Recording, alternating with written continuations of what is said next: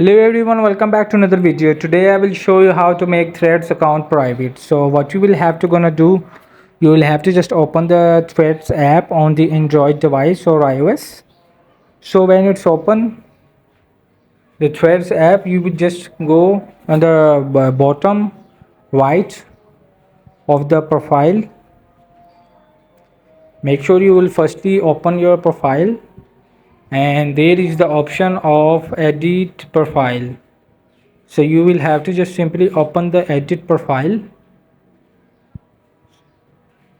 So when it's open the edit profile, in the last option is private profile, so you will have to just turn it on. So your account will be from public to private.